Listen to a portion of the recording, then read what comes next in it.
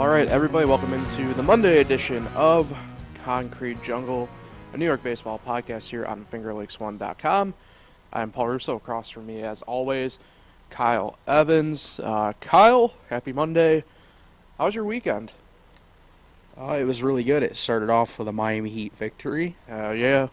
Yankees played pretty well for the most part. Splitting the series, as we'll talk coming up. And then I took my first trip to Del Lago last night. Nice. So how'd it go for you? it was fun. I watched Game 6, Vegas-Edmonton. Shocked by that result. But yeah, it was a pretty good weekend. How about yours? Can't complain. Wasn't too bad. Got out to the Red Wings game on Friday. Witnessed one of only 2 losses they had throughout that series. So that was nice, but we'll talk more about that, I think, maybe later on. But yeah, can't complain overall. Good weather.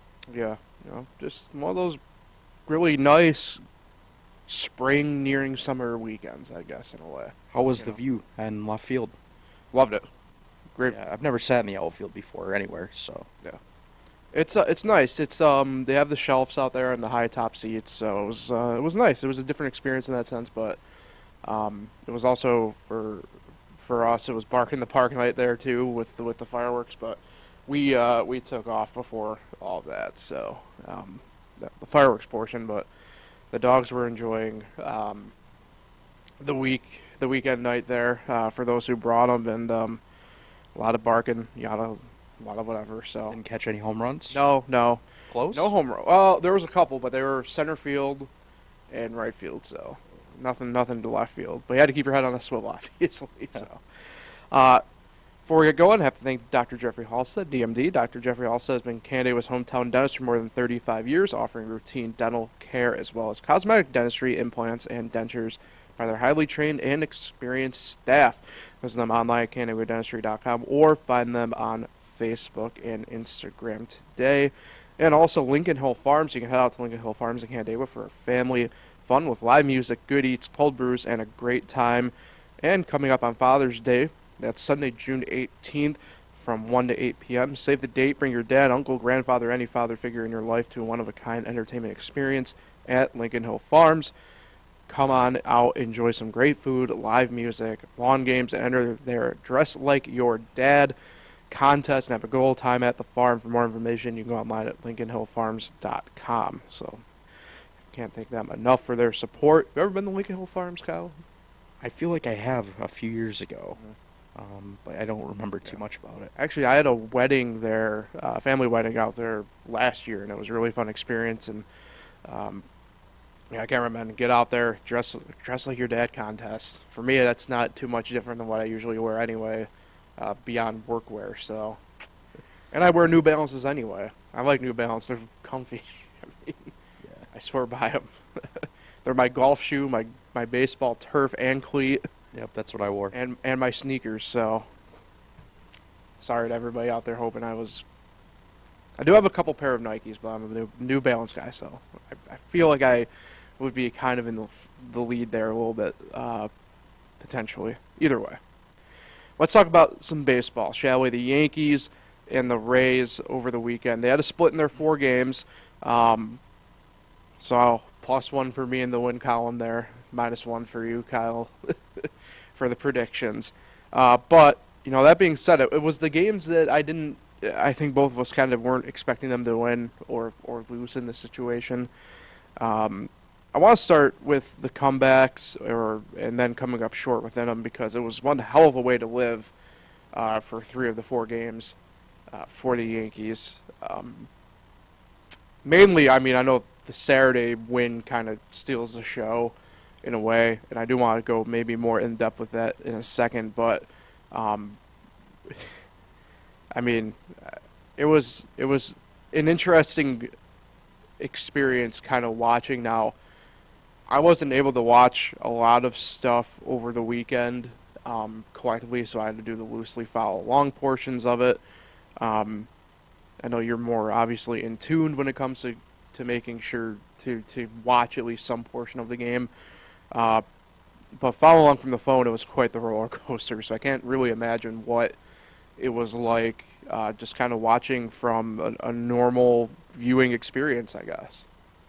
Yeah, I was shocked by I guess, the level of compete, just because when teams are normally down 6-0 in the fifth inning, usually it results in a loss, and that wasn't the case for the Yankees. And the Yankees haven't really had that game up until that point where, they really put on a rally and actually came back to win, because of how bad the offense has been.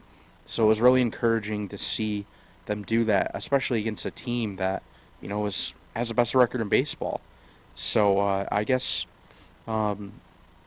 it was good to see, especially because they swept the A's, and then they grabbed 2 against the Rays. So a 5-2 week, I think you'd probably sign up for that every week. No, definitely, and that's something that we'll really dive into here in just a minute because, as the title kind of indicates, and we're already a quarter of the way through the season. So, yeah, I mean, this was a needed week. I mean, we talked about it, right, for the Yankees, as well as the Mets, and obviously we'll talk about them here in a few minutes. But games that you need to handle, they did, and it's really strange because you look at the split, So obviously they don't necessarily gain the ground on Tampa, but the Red Sox get swept over the weekend, so leapfrog out of the basement in the fourth. And they gained ground on Toronto over the weekend as well. And Baltimore in the same breath. So for the Yankees, standings-wise, it couldn't have gone, I guess, really any better throughout the week collectively. Kind of mentioned, right, Saturday kind of steals the headlines maybe in terms of the bigger news out of, like, everything kind of happening there. But really ends up being kind of like, the Rizzo and Judge power show over the weekend, not to take away from what, like Volpe did or Bader has continued to do right there at that, but really it ended up being kind of those two kind of really taking the offensive headlines throughout the weekend. Rizzo go-ahead home run in the 8th on Saturday, and Judge yesterday, or no, Judge was Saturday, either way. Yep. I'm getting my dates confused. It's one of those things you get to, I'm already acting as if the dog days of summer are here already for baseball, and we're only, like I said, 25% through. But when those guys are on, again, we talked about this a little bit last week, and I really banged the drum on it, but, you get Judge back in this lineup, it kind of really changed the dynamic because, now if you're a pitcher, you can't duck and hide, say, with throwing, say, Volpe bad stuff. And domino effects through the lineup at this point, where, when you get Judge back in, that means Rizzo's going to be seeing some better stuff and stuff like that as well, so on and so forth. So, obviously, and we'll talk about this too here in just a sec, the pitching wasn't where it needed to be this weekend by any means for the Yankees, but offensively, I think it shows a lot of really great positive things that, even in the loss yesterday for them, that, they came up, albeit maybe short yesterday, like I said, but they came up in the situations where they needed to come up clutch, and they did. Yeah. And that's a big sign, to me, in my mind anyway, against a team like Tampa where, I know you're more earmarked on them than I am to take the AL East, but at the very least, neither one of us can discount, the fact that the Rays are one of the top teams in the American League. Yeah. Obviously, if you look at it this way, I guess this is a better way to look at it. They're 8 games behind the Rays, but they have 120 games to still try to make up that ground somehow. But the only difference is, they've already played 7 times now, and you only play 6 more. Yep, them 6 more. And the Rays technically already had their easy part of the schedule. That's why they got off to such a great start. So when the Yankees have their easier schedule coming up, like against the Reds, coming up this weekend, that's where they really got to take care of business so they can maintain, only being 8 games back or try to make up a little ground. But I guess right now they're in a pretty good spot. But this Blue Jays team, they've lost some games recently. It's in Toronto. The Yankees did have a winning record against them last year, but I think this 4-game series is big because, say you split again and the Rays sweep the Mets, you're losing ground again. So I think this is even a bigger series coming up with the Blue Jays. Yeah, we'll talk more about that here in just a second. One thing I didn't want to talk about before we jump into kind of some injury updates and kind of what the Yankees need to do here.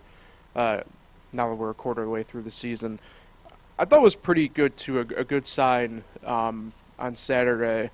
You know, we've kind of seen this. I wouldn't say the rise of Ian Hamilton, but he comes in a clutch spot, handles it. Michael King unfortunately doesn't. But kudos to Clay Holmes for coming in and more or less shutting the door on what could have been a worse inning. And that's, again, we want to talk about a big spot in needing somebody to come up. Clay Holmes has we've talked about it, struggled mightily here. And in a spot where the past few times he's kind of maybe folded, he did not. And again, you want to talk about a good sign, I think, for the Yankees here kind of going forward a little bit is maybe this is that first step he needs to take in getting back to what he was when the Yankees went and traded for him now, a year and a half, 2 years ago almost. Yeah, it's just kind of unfortunate, though, that it seems like Clay Holmes, might be turning the corner a little bit. And then you look at Ron Marinaccio's recent outings, Michael King's recent outings, and they've struggled. And I get it, you're not going to be perfect the entire way through the season, but now you get a guy like Clay Holmes straight now, and you might have a little bit of a struggling time with Marinaccio and King, and the bullpen's not very deep right now. I mean, Canley's still missing out there. You got some other guys that are injured, and I think the Yankees have been relying on the bullpen a ton, and that's just, to me, that's a little concerning. It's only May. Like you got like yesterday where Clark Schmidt couldn't go deep into the game. They don't know who's starting tonight, as we're going to talk about. So I just feel like they need their starters other than Garrett Cole to find a way to give more innings. These guys, like yesterday, Wandy Peralta wasn't available. He threw 30 pitches Saturday. So and that was on a back-to-back. So the starters have to help out more, and there's not a lot of roster movement that can be made with Scranton just because of how the 40-man is, and they don't really have a ton of depth. I guess solid depth. Yeah. So I don't know about you, but I think the starters have to go deeper into games. Yeah, I agree. And, really the only one to me that's kind of maybe been doing that at least consistently has been a guy like Garrett Cole. Yep. We'll talk about this here pretty much now. We have some updates on a couple of the injured guys. Begin with Oswald Peraza, though. He began his rehab assignment with AAA Scranton Wilkes-Barre yesterday. Kind of came out that he's been doing stuff anyway, kind of behind the scenes, just more or less keeping himself loose and stuff like that. So homered in his first at bat. Yeah, it would appear he's probably closer to being back whenever I think he can technically come off. Is it tomorrow technically? Because that would be 10 days. It's retroactive to the 6th, I think. Oh yeah, and so it would be tomorrow. Yeah. Just don't know how long he sticks around because Donaldson's getting close, as you're going to talk about. Yeah, and the sad part is about Donaldson is I don't have the exact update on him yet because they haven't said anything yet today about him. So, I don't go back to it. All indications are he should be beginning his rehab assignment, whether it's technically tomorrow or Wednesday. So, we'll see there. Some help on the horizon, though, potentially here because Luis Severino slated for one more rehab start. It will be with AA Somerset tomorrow, Tuesday, which would make his eligibility to return on Sunday, the 21st, against the Reds. That'd be pretty big. All signs indicate that this would be the last rehab start as long as everything goes good, and we would see Severino this weekend. Yeah, I think at this point, he's not going to be built up to 90 pitches in this next start, but just bring him up, let him throw 4 or 5 innings for you on Sunday at least. If he can go longer, great. But I think his next step after this should be, with the big league club, just because I just don't know how much longer they can keep relying on Johnny Burrito and Clark Schmidt in the rotation together. One of them's fine, and that's why I'm really wondering, I know you're going to talk about it more later, but if they're really going to skip over Johnny Burrito tonight. Yeah, we'll see because that is a TBD for the Yankees as of really recording at the moment. Carlos Rodon, he's wrapping up his throwing program. He threw from 60 to 75 feet over the weekend. So looking decent here as he works through this chronic back issue. And it will be interesting to kind of see what the next step is. The next step depends what you kind of read. I've seen off the mound first, really, and I've also seen outright to live batting practice sessions. The tough part is I go back to kind of what I said off the jump with it once we kind of learned that this is a chronic deal is it more than likely just kind of won't go away, you know. I feel like a lot of the stuff that he's doing here is probably stuff that maybe they should have been doing anyway while beginning treatment on the back and not so much kind of waiting to see how everything would kind of go. Because all signs pointed, right, to it just being the back and not actually the elbow at this final stage. So the stuff he's kind of doing here is a lot of just pitching work that you would be coming back from dealing with an elbow injury, and I think our understanding of it was like he'd already been down that road and didn't need to come back to it. So again, go back to really the thing that Kyle, you kind of banging the drum on more than anything is just what's actually kind of going on here, and I don't think there's a need for a smoke screen on something like this, but clearly something got lost in communication between point A and point B. Yeah, he's a long way away yet. The thing that I don't understand is they think this cortisone injection is going to help, get him through the season, which I think is crazy. No way does that do that. At some point, that's going to come back up, and they said that it's affecting his mechanics.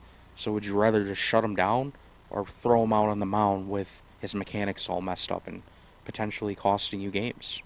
I mean, do you really want to throw a guy out there that's not 100%? Well, no. I don't. Like, it seems like they have like confidence that he's gonna, pitch sometime this year, but as he's kind of mentioned, he's gonna need probably 6 weeks just to, build back up. He hasn't had a spring training. Right. He's gonna need rehab starts, and that's why I've seen Brian Hoke from MLB.com saying he's thinking August. Yeah. So I mean, I think we're a ways away yet, and he's, like you said, he's already done this stuff before. So now, is he going to have another setback? Like, there's just so many unknowns. So I wouldn't count him anytime soon, to be honest.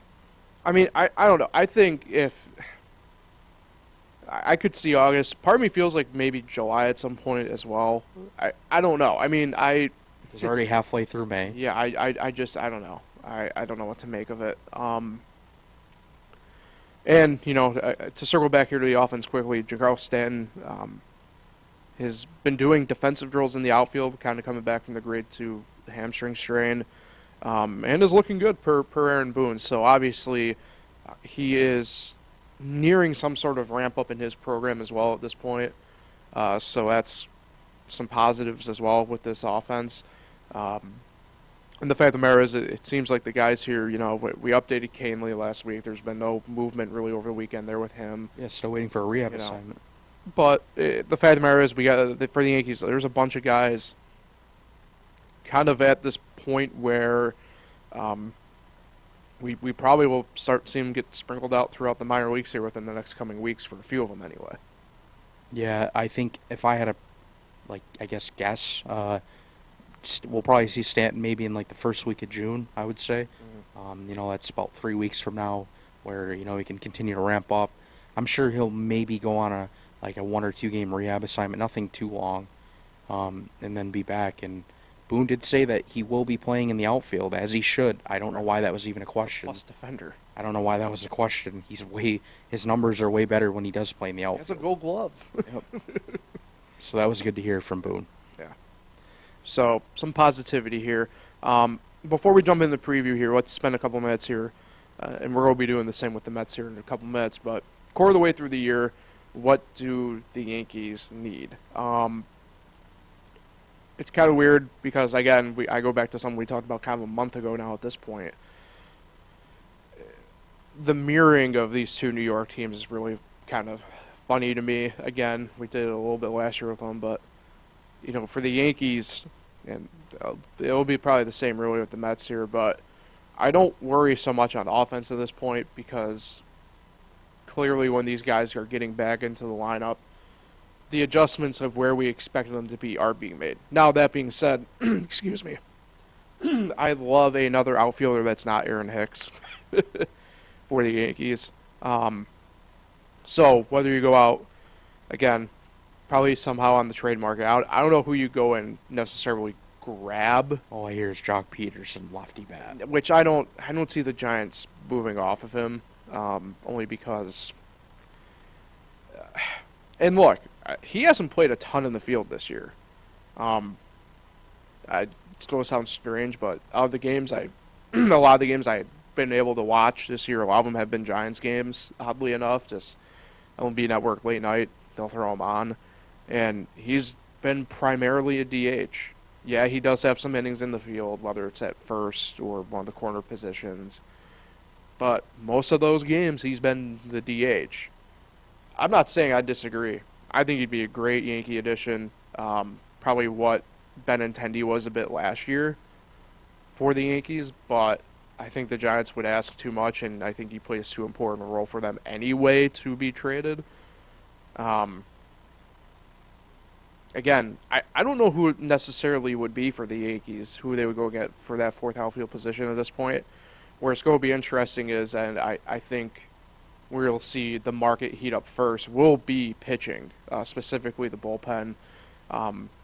It's kind of funny, you know, we already have our first trade rumblings here kind of going on, not specifically Yankee or even Met related, but, you know, the Royals have already gotten phone calls on Aroldis Chapman.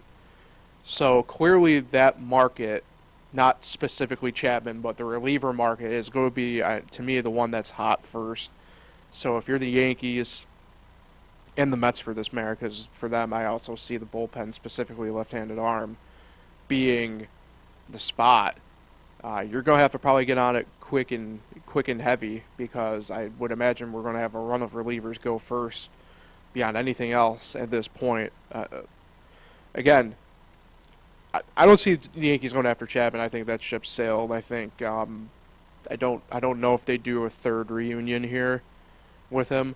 But, you know, a guy that intrigues me, and I know probably not so much you per se, but, you know, a guy that intrigues me, for instance, on Kansas City would be a guy like Amir Garrett, who he's a pro arm. He knows what he's got to do. I don't know if he necessarily fits either mold for the Yankees or the Mets, but he's a pro arm. He's not going to put you in too many, I'd say, precarious situations that he doesn't already kind of do in a way.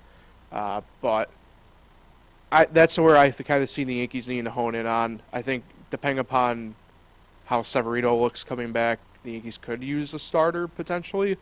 But again, I don't know who you really go after. The teams that are really bad this year, their pitching is not good. So who do you go after? I don't know. But for me, the Yankees' three biggest needs in my mind are relief pitching 1, starting pitching 2, fourth outfielder 3. Yeah, we have some breaking news. The Yankees have announced that Jimmy Cordero will start tonight. Really? Huh. I never would have thought that. So is it a de facto bullpen game, or is he going to try and get some run? I'm wondering if he's going to try to go multiple innings. All right. Then you're going to burn him for a few days. And then are you going to make a corresponding move? And Alberto Probably. Abreu already went 3, so he's already out of the picture tonight. Right. So, or is he just an opener? But then, again, I just talked about it. Are they going to really burn the bullpen on an opener like that? Yeah. And then they have a whole week worth of games, and their next off day is next Monday. Correct. I don't know what they're going to do, but this is interesting. That just shows that they aren't, I guess, high on what's his name, Johnny Brito. Sorry, Right. guys. So yeah, I think this game becomes more interesting. Yeah, definitely. All right. What do you have any specific needs you think the Yankees kind of need to really attend to here? I mean, obviously there are, but Well, I was just kind of thinking about it. If Rodon doesn't pitch this year, or like say the deadline comes around and like things still aren't going well, and Cortez continues to struggle. I don't know if you've seen last 5 starts, ERA. Yeah. And I'm wondering maybe a starting pitcher. I know I don't think so right now. We're early yet. But if a couple more months, if things are still going this way, And I don't know. I feel like maybe, you got Cole Severino, and then maybe grab another pitcher, because then you never know if more injuries pop up. Right. But right now, I would probably say a reliever and probably an outfielder. I think another bat would be nice. Yeah.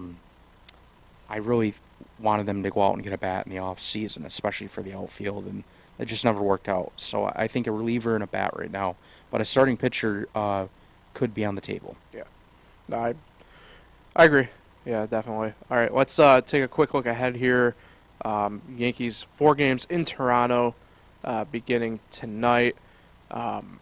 So be Jimmy Cordero going tonight then against Alek Manoah, who typically has the Yankees number but has not done well collectively this year.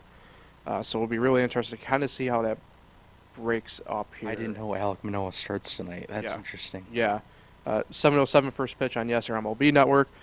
Same thing tomorrow, 7:07 on Yes. Domingo Germán against Kevin Gausman. And then Wednesday, 7:07 on the official TV provider of Kyle Evans, Amazon Prime TV, Garrett Cole against To Be Determined. And then 7:07 also on Thursday, MLB Network or Yes, with Nestor Cortez also against To Be Determined for Toronto.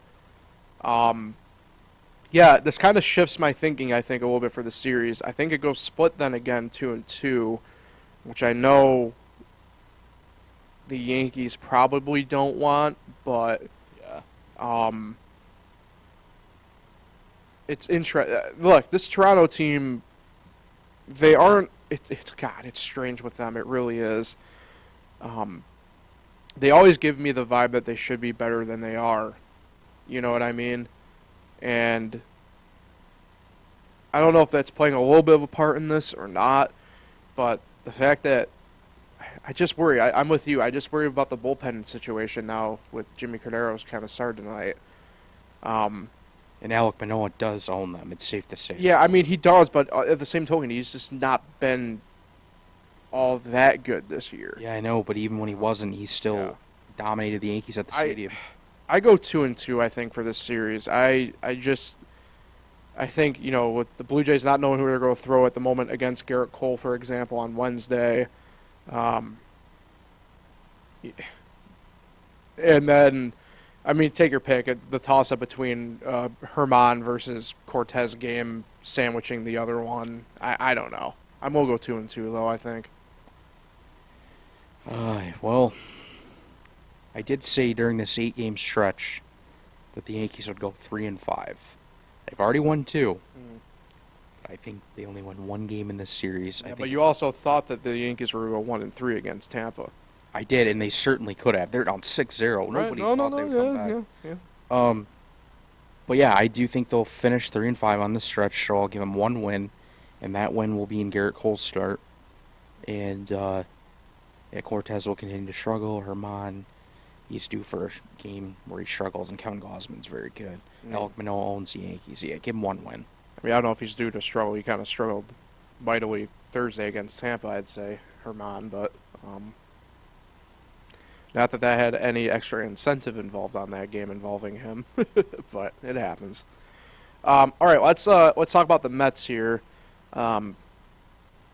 It's kind of strange. They're kind of, I wouldn't say just like, they're just handling business against the Nationals, but they've taken 2 of 3. Friday rather, was a bit of a win-ugly situation with them. Saturday, which we'll circle back to that issue in and of itself. They technically lose that game, albeit on Sunday, yesterday. And then really the main headline for me, collectively so far of the stuff on the field, has to be Game 2 yesterday, where Max Scherzer just looked like, to me, vintage Max Scherzer at this point, and the offense just came alive. And again, going back to something that we've been saying with both the Mets themselves and the Yankees, these are just games you have to handle. Like, I can give up, I can allow for, say, a loss. It's just the way baseball works, right? But, you have to go out there and handle business against a team like the Nationals at this point. You just do. And collectively they have, for the most part, in this series, in my mind. And I think, the way Scherzer threw yesterday and the way the offense finally did kind of wake up there, um, I think it's a big positive for them at the moment going into what's going to be a very important handful of days here for them because, look, they have the last game later on today against the Nationals on Monday and then back up to Queens for 3 against Tampa. Yeah, I'm in a different spot than you. As usual. Because last week, when we were going into the finale against the Reds, they were coming off a win, and which they lost, yeah. And it's not acceptable for a split in the series, especially how poorly they played. And then you take away that 8-run inning, they did nothing yesterday. And they did it against relievers who are certainly Triple-A guys, I would say. So I'm just not still high on them yet. But if they do win the series, it's much needed. That'll get them back to 500. And today I know Patrick Corbin's going for Washington, but David Peterson might be just as bad right now. In fact, he has a worse ERA. So I don't know if they win the series today, honestly. It seems like the Nationals just, other than that game 2 last night, have played very well against them this year. Mm-hmm. And it's just so odd that the Mets are struggling against these teams that aren't good and these pitchers that certainly aren't good. And they have to take care of business at some point. This is their easiest part of the schedule, and they just keep losing. So we'll see what happens. Yeah, I mean, it is kind of, I guess, maybe strange in that sense, but I'm trying to figure out how to properly kind of phrase this because, they're both the Nationals and Mets were in this really weird boat over the weekend, just how everything went down on Saturday, and kind of has now thrown everything for a little bit of a loop, which you'll see evidence by, the projected starters, for example, coming up here for the Mets against Tampa, but I can see where, and I do agree, struggling against pitchers who primarily have been, in Rochester all year up to that point, or, been up only with the big league team for a little bit. So I can allow that. I agree with that point, I do want to talk a little bit about Saturday, though, because just the way everything went down, for those who maybe don't know, game gets going Saturday, and they probably shouldn't have started the game in the first place. I'm going to just be completely honest with you, in my opinion. Rain saturated the field. Finally get to a point in the game in the third inning where they just have to call it for the time being. At that point, there are some bad spots on the infield, and you're putting a tarp over a wet infield, and that's not going to really do anything. Yeah, it will cause it not to get any more wet, but you're kind of just sort of leaving things there untreated, and by the time the rain finally stops and they take proper measures, they come to the conclusion that they have to suspend the game till the next day, Sunday. And, it's kind of funny to me. I look at the field, I'm like, it almost looks better than it did when the game started. And that's whatever. That's one part of it, and I that's not to disparage the grounds crew. The grounds crew in Washington did everything that they could, and probably beyond, to be quite honest with you, to get the field back to a spot where they could at least make that decision, right? I have a problem with Major League Baseball in this case, and to a degree, the teams. I know a lot of people are outright finger pointing at Major League Baseball, and they should be, but, it's the less on the Mets, more on the Nationals, and then even more on MLB for just lack of communication. Now, I know people might be wondering, how can you throw the Mets into this? Well, they have to make the decision of whether or not the field is playable in their minds to play, right? So that's really their only part in this. Again, I go back to this. I thought the field was in better shape at 8:05 or whatever it was when they were looking at it to make that final decision than it was at first pitch in the afternoon. But the fact of the matter is, for fans who were there, sat in the rain for 4 hours, to just have no communication, be told that the games will be moved to Sunday, you need to purchase a ticket for Sunday, and then purchase another ticket to stay for the afternoon portion of the doubleheader. That's just, it's a failure across multiple ends. And the fact of the matter is, and I don't necessarily always agree with, excuse me, people just, we spent X amount on tickets and X amount on the hotel and X amount on transportation. This is the one time we are able to do this. I don't care about that necessarily as much as I used to, maybe.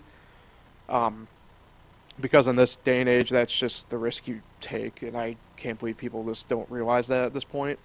But I have a problem with the communication element of it, and the fact that there is no outright reimbursements coming for people, at least on the ticket front where there should be. It's just a fundamental failure on Major League Baseball in this case. It just is.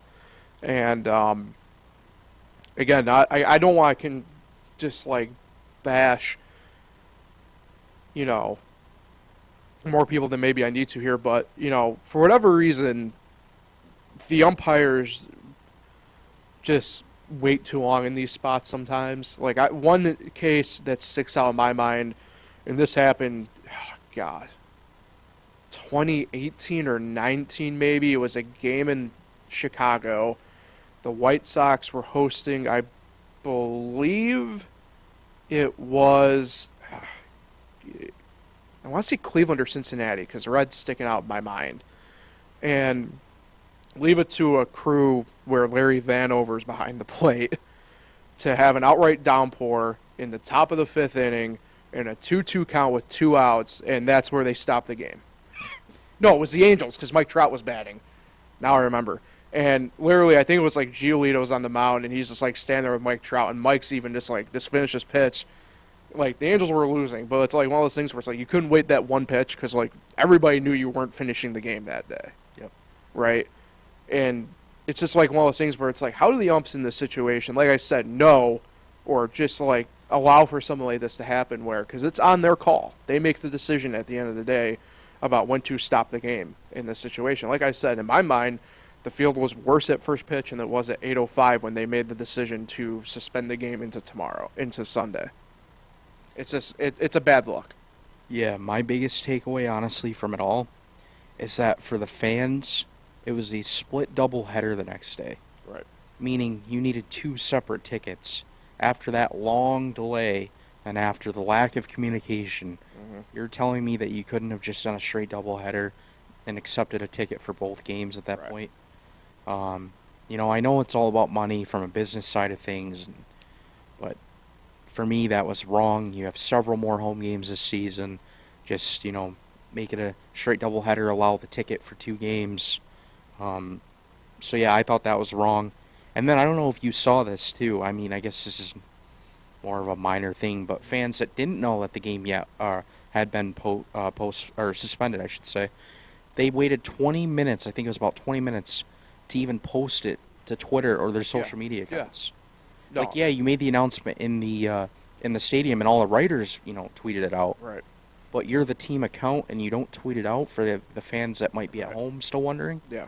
I thought that was crazy. Like I said, it's a fundamental failure really across the board. Look, you bring up a good point, something like that in this quote-unquote social media day and age still. The fact that it took 20 minutes to get something out on the other end of it, like, what are we doing? What are we doing here? Just. And I heard there was no update in the stadium for that entire 4-hour. Right. Correct. Yeah. Just sitting with the same message on the screen. Yeah, that's delay. Yeah, that's spot on. Yeah, you are right. It's odd. I don't know if I've ever seen that before. They at least say, fans, we're expecting a, whatever first pitch, and then it might still get, suspended or postponed. But there was literally no update from the PA. Yeah, I mean, it's, like I said, it's a failure across the board. No other way around it, to be quite honest. So, for the Mets, again, I don't mean to mirror a lot of what I say with the Yankees to the Mets, but it's kind of funny how they always kind of have this mirror image now the past year and a half or so. But what are their biggest needs for the rest of the year? Now we're a quarter way through the year. For me, again, A1 or number one is bullpen, and they might be the one where it is specifically a lefty. Now it helps, and this ties into the injury updates here, that Brooks Raley is back. He's back off the IL. You get your one lefty on the active roster back, but clearly, if there's ever an exact glaring issue, it might be that. So maybe that is where a guy like I don't know if Aroldis Chapman fits that bill necessarily, given the fact that you already have a closer, at least in Robertson. So, again, maybe that's where a guy like Garrett comes in a little bit, or, kind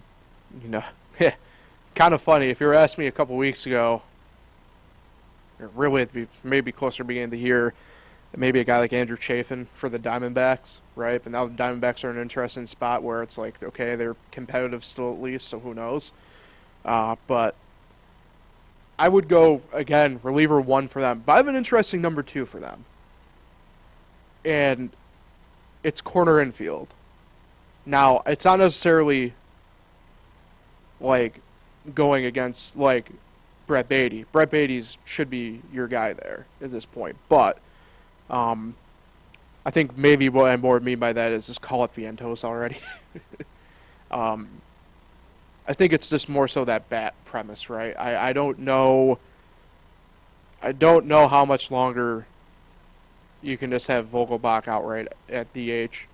I think this is an interesting spot where you can allow Pete Alonso that DH spot every now and then. And if you go and get a glove at first base who can also hit, I think that's where it comes in. I don't, again, that's another spot where I don't know exactly where that bat may kind of lie. It'd be mighty interesting to me to kind of see how some teams actually play out here the next couple of weeks. Because like I said, the teams who are really bad right now, they're really bad. There's not much you can kind of grab from them in terms of actual viable product. I highly doubt if you were to look at Oakland's roster, there's many pickings there outside of maybe, to be honest, a guy like Brent Rooker, but I don't think he's going to be able to keep up his league-leading OPS. You know what I mean? That a guy who's been DFA'd who knows how many times, I just don't see that happening. And the other need, I think, for the Mets, and this is going to be another one where I think I might get some eyebrows raised, is catcher. I think part of it, though, goes into the fact that maybe that's where you have your other DH kind of come in Alvarez, right? And you just go and get a catcher who can handle the staff defensively maybe a little bit better. Because I think we all know what lane Alvarez is going to kind of fall into at this point. But, it will be interesting to kind of see because, we talked about last week, they have Gary Sanchez within the system now. Nito will be back here sooner than later. But we know what his shortcomings are. And the fact of the matter is, Alvarez should be your number one catcher even with Nito back on the roster anyway. So that's kind of how I feel. I think it's kind of weird how I see that. But, also for the Mets, I'd be intrigued to see how a starting pitcher would kind of do in that slot as well. So, but for them, I really see relievers as being number one. I see, to be honest, corner infield number two, and I see catcher as number three. Yeah, before I give my thoughts quickly, did you see that Michael Perez, though, did have a 4-hit game yesterday? Did he? I know he had a double. Yeah, but 4 for 4. I looked at the box score. I couldn't believe it. But yeah, I definitely agree with the reliever. Their bullpen has struggled at times just because the depth that they have in there is not great. A lot of guys that aren't top level relievers. Mm-hmm. I don't really know about a starting pitcher unless somebody gets hurt. I think for the most part, obviously the front end of the rotation's fine. But yeah, maybe if the struggles continue with, like David Peterson, Joey Lucchesi, Tyler McGill. If they don't really figure it out, then That's kind of what I'm getting at there. then maybe. But I guess right now, I would say honestly a bat. And you didn't really mention this, but I think it is important to mention this. I know we had a hit yesterday, but aside from that, Starling Marte has been miserable. And I mean very miserable. Yeah. His OPS is awful. His batting average is pretty bad too. So I would expect him to get it going, but say by the end of this month, if he still isn't really going, I mean, what do you do at this point? It's 2 months into the season, and he's still not hitting. Right. Well, I think that's where I think the leeway kind of comes in because, or not leeway, but flexibility with some other players in a way. I mean, I don't want to be that guy, but like you could stick McNeil out there, right? And at that point, it opens up a hole for whether it's Vientos or even Mauricio to kind of plug in. Which, I mean, if you're the Mets, that's where it kind of comes in because, look, at that point, it does give you that flexibility that, Beatty could go either at third or second, then Vientos could really go at third, specifically. I mean, I'm banging the Vientos drum, so. And I do want to mention, can you believe Zach Britton still hasn't been signed? That's kind of crazy. I thought for sure Buck would make sure that happened. You think he's doing the Conforto route at this point? I don't know. I feel like now that I say that, because that always happens on this, that the Mets will sign him to a minor league deal, and Hopefully. he'll get called up. For the sake of others. All right. We're kind of running already longish on time here, but so quickly, already mentioned, right, Brooks Whaley coming off the IL. Big thing with him is, right, the lone active lefty on the roster is back. I know they have, what's his face from Syracuse there? Pitched yesterday, Muckenhirk? Yeah, Muckenrick. Or Muckenrick? It's Yeah, weird. whatever. But he's the taxi arm, so he has to return back to Syracuse today. And he pitched like Right. yeah, But it's one of those things where, like I said, I mean, I think the Mets would like having a lefty arm, and in addition to Brooks. But also, Carlos Carrasco, fourth scoreless innings in Double-A Binghamton yesterday in his rehab start. Yuck. And all signs point to him coming back into the Met rotation Friday or Saturday at this point. That is certainly not ideal for the New York Mets, and I'm not just saying this just to say this. He's making his return Friday, possibly, you said, against the Cleveland Guardians? Friday or Saturday. I don't know, Paul. We can come back to this conversation in a couple weeks, but I don't think this is the best news for the Mets. Just not high on Carrasco. I feel like he's kind of like the Clark Schmidt. And I mean, Paul, listen, you can go and look at the box score, and it really is true. The guy struggles. Tell me when he's had a really good start other than against the Oakland A's. It just doesn't happen. It's rare. And what did Clark Schmidt do? He picked up his only win against the A's. Anyone could beat the A's.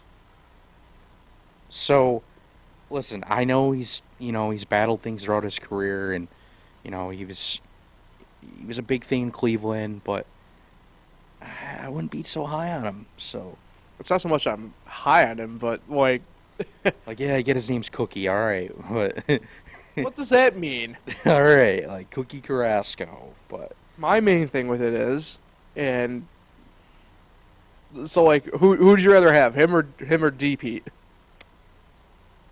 I don't know. They're both awful pitchers. I think you know the answer. You're just afraid to say it.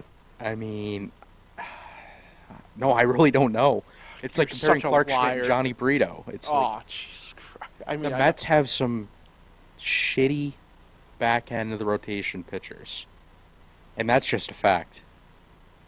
And that is why when those guys start, I mean, look at the Yankees tonight. They skipped Johnny Brito. That's telling right there. He's 25 years old. He started, 5-6 games for them? Yeah. I don't know. Just not high on him. We'll see what happens. Of course, he's going to do well at the Double-A level, as he should. I'm just saying, you get an arm back. Like, I mean, yeah, if you want to Carrasco, eat innings. like that's You can't just like stick your nose up at it. That'd be like that'd be. I mean, completely honest when I say it. That would be like the Yankees, back in the day, sticking their nose up at like, oh, Nick Swisher's back from injury. Like, oof.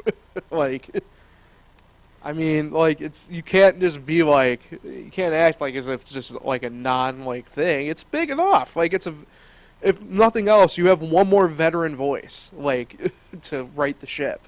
Like, and like, Hey, we'll see. But I guarantee whenever start he makes Friday, Saturday, at least 3 runs. At least. jeez. Well, we'll circle that back on Thursday then. Yeah, I we'll guess. talk more. All right, one more in Washington for the Mets. And then they return home against the Rays. So today, 4:05 Monday, Peterson against Patrick Corbin. That's on SNY tomorrow night, 7:10 on SNY. The Rays don't know who they're throwing across the board, as is typical Ray fashion. But that's a little bit to do with Rasmussen going on the IL, following a start against the Yankees. 60-day IL. Yeah, well, And probably Tommy John. I was going to say, they haven't said it yet, but you don't do that move if it's not the worst case scenario in a way. So him and then Springs, and is there one more? There's one more. Yeah. So many arms. Yeah. So, I mean, aren't they down to like 2 rotation guys? And their bullpen is not as good as it has been the last few years. And Glass now is not quite back yet. They have no Pete Fairbanks. I mean, Paul, okay, you're right. The Rays are probably going to fall a little bit. Oh. Right? Oh, But Paul is right. But listen, they faced 7 times. Yankees haven't made any ground up. So, I mean, that's what I meant. They buried themselves too quick. So, Paul, listen. I know we're going to move on from the Yankees. But I really don't think the division is a thing with this Yankees team this year. I think the wild card is a thing, and eventually we're going to get to the point where we can finally stop talking about this division race.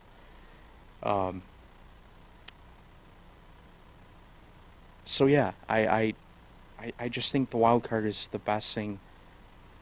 I guess I shouldn't say the best thing. I think the wild card is what's going to end up happening for the Yankees. I mean, I don't maybe necessarily disagree, but And at least it's a series now. It's not just a one gamer, you know. anyway, back to the Mets here. Now that we went down that tangent of Rasmussen. So tomorrow at Tuesday, 7:10 on SNY, Verlander gets a start. Wednesday, 7:10 on SNY or MLB Network, Senga gets a start. And then Getaway Day, Tuesday at 1:10 on SNY or MLB Network. It's to be determined versus to be determined. Gotta love those games. The Rays 100% sweep this series. Oh, I don't see that. 100%. I don't. If they have questions like this going forward, I don't see how they can sweep. Offense. I think the Mets take 2 of 3 or sweep the Rays, to be completely honest with you. Because, hold on, you yourself just said that their bullpen is not where it should be. They only have 2 rotation guys at the moment. What does that tell you? That means that their pitching's in flux at the moment. Yeah, but for some reason they still have these guys that nobody knows just hit home runs and drive in runs and score a lot of runs. That's neat, but Isaac Paredes can't go out on the bump and shove.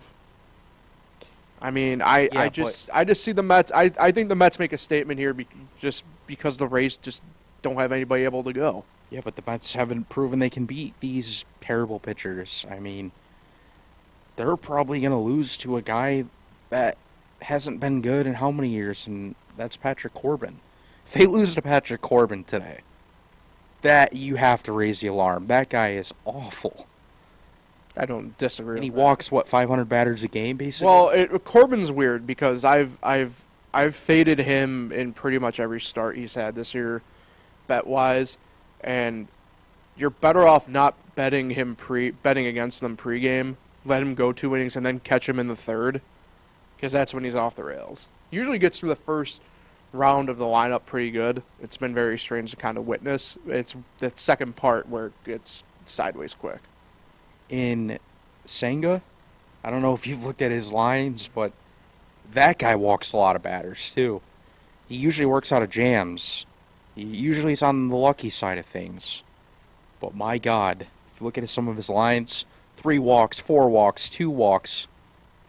I mean, that's just asking for trouble. And what did the Yankees do? They walked a lot of Rays hitters, and then they made him pay with the grand slam, with the, 3-run home run. I don't know. I see a sweep for the Rays. If the Mets sweep the Rays, I'll give you all the credit in the world, because that's a crazy pick to me. I'm just saying, if they don't know what they're doing pitching-wise, how can I sit here justifiably? This is me. This is my personal outlook on this, right? How can I justifiably say that the Mets will get swept when the Rays don't know what they're doing? Well, they're probably going to do what they did against the Yankees, which is start Yanni Chirinos, and they're going to think he's only going to go 1 or 2 innings, but then he's going to dominate the lineup and go 4 or 5, and Kevin Cash is just going to pat him on the back and you want to know what the Rays did yesterday, by the way? I think this got swept under the rug a little bit. They DFA'd Javi Guerra, who could be like one of the guys that they could feasibly start in one of these slots. So what's that tell you? They don't know what the hell they're doing this week. Well, they got an offense that can carry him, so. All right, whatever. With a bunch of no-names. Literally, that's so true. There's no star player on that team. Besides. Wow. Now that's a hot take. Wander Franco, okay? You don't think Randy Arozarena? Is he up there with Aaron Judge? Is he up there with internationally? Is he up there with Pete Alonso, Shohei Ohtani? Well, hold on now. You really hold on though. Hold on. Pete Alonso's loved. Aaron Judge is loved. You put Ohtani in there, and that's just like a completely separate discussion. Well, Ohtani is a superstar. I mean, who do you see on the covers? Judge Ohtani. Once in a while, I see Alonso. Chisholm. I don't know. I like Wander Franco, but I don't like his hustle. I don't know. You said you didn't watch many of the games. He doesn't hustle. He walks. Yeah. That's not a good look from a player. I don't disagree with that.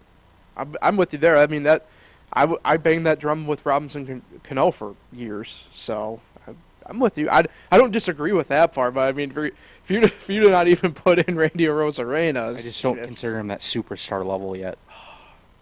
And he's a really good player. And you especially being a pitching guy, how do you not love Shane McClanahan? I do. I like him. I just cannot believe the Yankees they chased him. They chased him. How did that happen? He hasn't looked great this year. You want to talk about a guy who's left a lot of stuff across the plate? Shane's that guy. Oh, I don't know. Randy. This might be the longest podcast we've ever done, by the way, at this rate. But we're almost an hour in, right? We are, yeah, pretty much. All right, before we do get out of here, we do need to touch on Rochester and Syracuse. There hasn't been a ton of actual news regarding them. Nothing major transactionally through the weekend. Only stuff that it's kind of funny that the parent clubs were playing each other, and you had a couple guys had to be moved because of the doubleheader yesterday. Corey Abbott was one of them for Rochester, oddly enough. But Rochester takes 4-6 from the Who Sox. They looked really good all weekend. Syracuse, on the other hand, let's pull up their record. Ends up losing to Buffalo. Only were able to take the one game on Wednesday last week. Figures. It's kind of funny record-wise. They're both tied for 17th right now, but kind of interesting. Almost gives you teams going in 2 different directions all of a sudden. And the roles a bit reversed. But, to that end, again, Syracuse's offense, I don't think is the problem here. It's been pitching this year for them, and it's kind of showing once again within that Buffalo series. Look, they put up a lot of crooked numbers in that Buffalo series, but they also gave up a lot of crooked numbers at the same time. So it'll be pretty interesting there. Rochester, on the other hand, they had about as good as a week as a team that they put themselves in at this point could have had. In all honesty, against a Hoosac team going into the week that was top 5 in the IL. But now they aren't. So you want to talk about a big boost in the right direction? That'll do it, especially for Rochester. They're on the road this week. They're in Buffalo. Syracuse also on the road this week. They play Norfolk. So 2 big series for both teams. Norfolk towards the top of the standing, Buffalo in the top half as well. So looking to make a couple more maybe statements here before we get to the last week of May is always kind of interesting for teams because That's where you kind of really see a lot of teams, if they do the service time manipulation, kind of come into play. Don't know if either one of that might really happen with Rochester or Syracuse. Doubt it, but you never know. So, look, really positive week for Rochester. Syracuse, not as much. Yeah, well, it's probably going to be a negative week coming up for Rochester. I don't know if you've seen, but the Buffalo Bisons are as hot as they can get. They walked off the Mets 3 times in 1 week. It's kind of what I'm getting at. And they came very close to a sweep. Their offense just is putting up ridiculous numbers right now. And with Rochester being so inconsistent on the offensive side, I'll say it.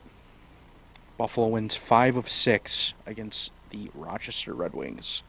And suddenly that Rochester Red Wings record gets really ugly. But I think the Syracuse Mets turn the corner a little bit. And I think they have a solid week. I'll say a split in that series. Yeah. But yeah, the teams looked this past week as if they're heading in different directions all of a sudden. Yeah. Strange how baseball works every now and then. Strange how it operates. So that will take care of Concrete Jungle for today. We will be back again on Thursday for the late week stuff and preview the weekend. We can talk about that race sweep. Potentially. Either way. Jimmy Cordero got lit up, and it was a stupid decision. Well, I don't necessarily disagree with that anyway in principle outright already. So, but we will see. We'll see on Thursday if you can't watch us live. Sorry, the Mickey Mouse Clubhouse. Anyway. Oh, right, yeah. Well, I know where the true Mickey Mouse Clubhouse sits in New York anyway. Well, me and you do anyway. We don't sip that narcotic. You know what I mean? So, we will talk with everybody Thursday. If you can't watch us live here on YouTube, catch up anytime there, and on Spotify for podcasters. And we will talk with everybody on Thursday.